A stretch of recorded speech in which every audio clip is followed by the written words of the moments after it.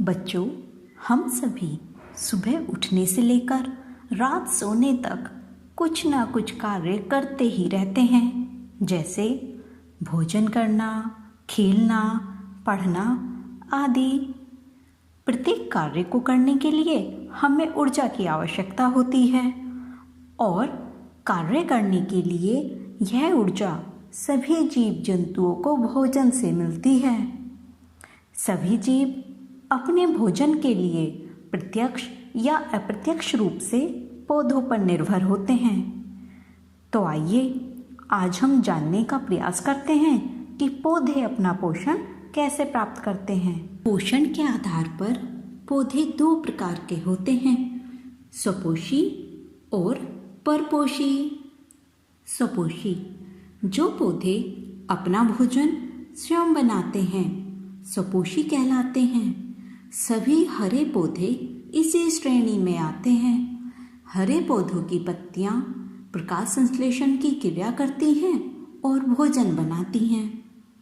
परपोषी जो पौधे अपने भोजन के लिए पेड़ पौधों एवं अन्य जीव जंतुओं पर निर्भर होते हैं, परपोषी कहलाते हैं। परपोषी पौधे 4 प्रकार के होते हैं। नंबर 1, परजीवी।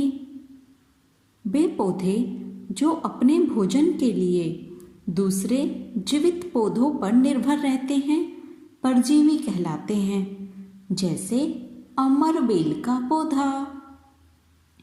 नंबर 2, मृतोपजीवी।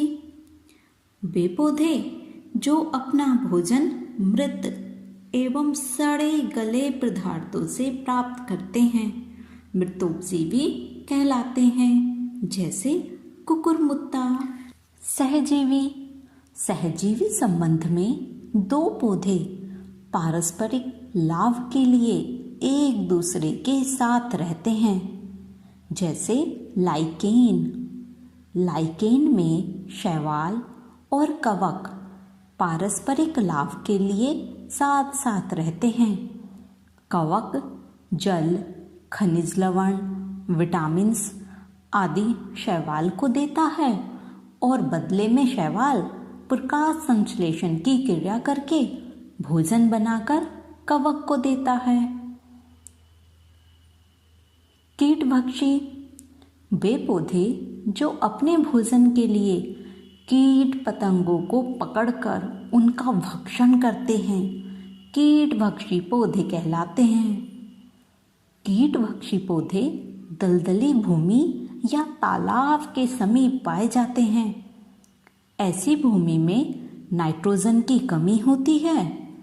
नाइट्रोजन की कमी को पूरा करने के लिए ही ये पौधे कीटों का भक्षण करते हैं, जैसे वीनस फ्लाई ट्रैप।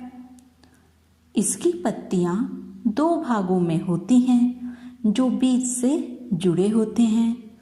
पत्तियों के किनारे नुकीले होते हैं।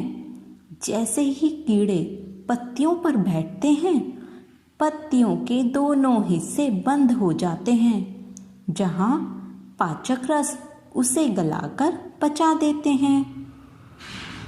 घटपर्णी या नेपेंथीज।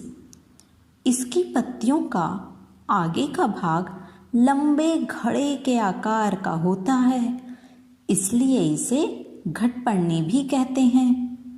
घड़े के ऊपर पत्ती का ढक्कन लगा होता है। घड़े के ऊपर मीठा व खुशबूदार रस निकलता है, जिसके कारण कीट पतंगे उसके मुख के पास आते ही फिसलकर अंदर चले जाते हैं और उसका ढक्कन बंद हो जाता है।